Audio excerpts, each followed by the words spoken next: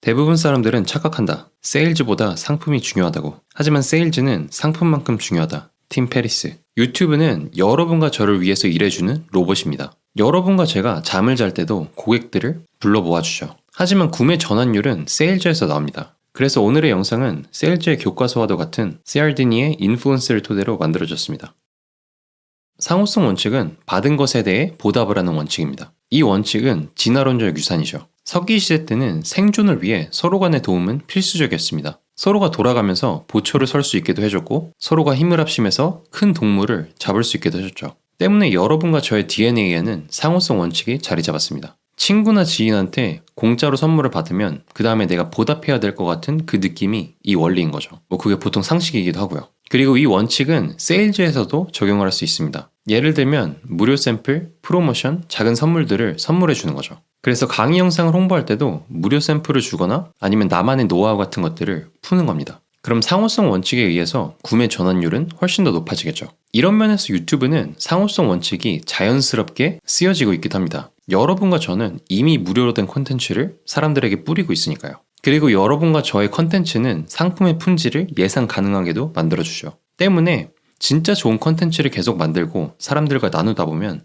실패하는 게 오히려 더 힘들다고 생각합니다. 그래서 유튜브에서 여러분과 저의 상품의 전환율은 콘텐츠의 퀄리티에서 나오는 거죠.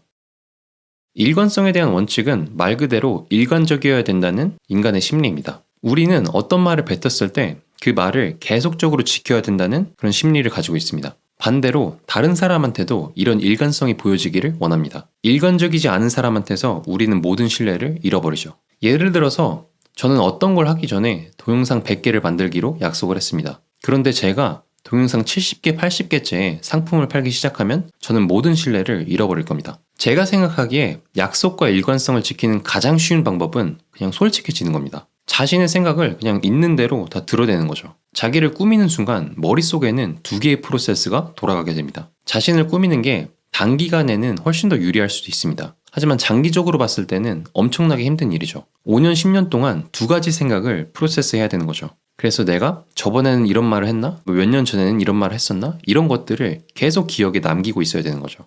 시간이 지나갈수록 엄청난 과부하가 올 겁니다. 저는 유튜브로 저의 브랜드를 쌓는 게 오랜 시간이 걸리는 프로젝트라고 생각을 합니다. 그래서 저의 생각을 그냥 아무 필터링 없이 그냥 내뱉으려고 말을 하죠. 왜냐하면 이게 일관성을 지키기에 가장 쉬운 방법이거든요.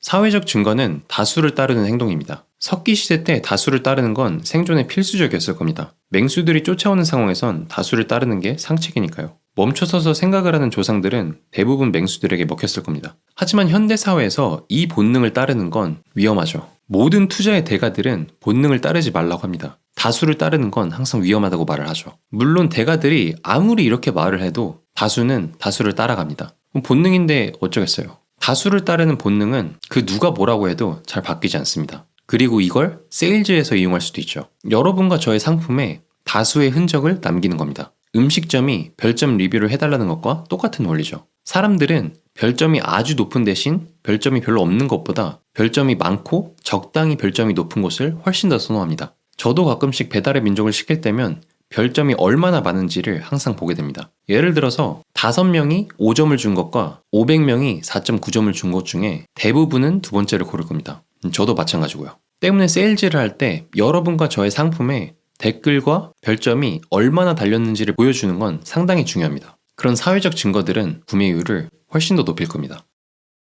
인간은 무언가가 동등할 때 잃는 것을 훨씬 더 두려워한다고 합니다. 특히 경쟁에 의해서 희귀해진 것들을 더 원한다고 하죠. 자원이 부족하던 석기시대 때는 희소한 과일과 먹을 것들을 원하는 건 자연스러운 현상이었죠. 근데 그런 특성들은 현대까지도 이어지고 있습니다. 그 어느 시대보다 풍족한 자원을 갖고 있지만 항상 부족하다고 느끼죠. 이런 특성은 디지털 상품을 팔 때도 이용할 수 있습니다. 세일 기간을 이용하는 거죠. 만약 여러분과 제가 팔고 있는 상품이 시간이 지나감에 따라서 가격이 비싸진다면 사람들은 여기서 희소성을 느낄 겁니다. 그리고 그 희소성은 구매 전환율로 이어지겠죠. 이런 희소성은 가격에서도 정해진다고 합니다. 저는 대부분의 온라인 강의가 10만원대 정도 될 줄 알았어요. 다른 분들의 강의를 보니까 20만원, 30만원에 비싼 거는 100만원까지도 하더라고요. 근데 그분들은 오히려 가격을 그렇게 높게 측정하는 게 훨씬 더 수익이 많이 난다고 합니다. 세스코딘도 비슷한 말을 합니다. 상품을 싸게 파는 것보다 비싸게 파는 대신 가치를 올리는 데 집중하라. 세스고딘. 오히려 너무 싼 가격은 사람들한테 의심을 불러온다고 합니다. 어느 정도 가격을 형성해야 오히려 믿음이 가는 거죠.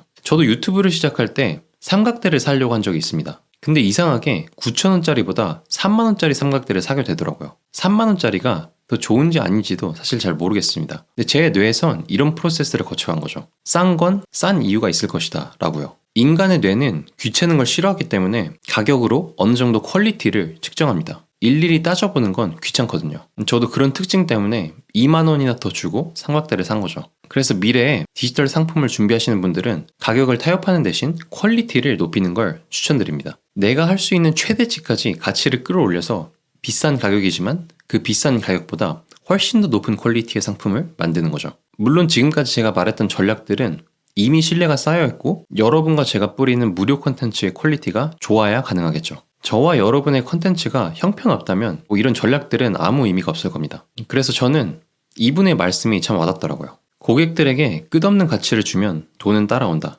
크리스토. 예전에는 아무리 퀄리티가 좋은 콘텐츠가 있더라도 그걸 고객들에게 보여줄 수가 없었죠. 하지만 이제는 로봇들이 알아서 이런 좋은 콘텐츠들을 세상 모든 사람한테 뿌려주는 시대가 왔습니다. 여러분과 저는 좋은 콘텐츠를 만들고 좋은 상품을 만들고 세일즈하는 방법을 배우기만 하면 놀면서 인생을 살 수 있습니다. 적어도 저는 그렇게 믿고 있습니다. 오늘도 시청해주셔서 감사합니다.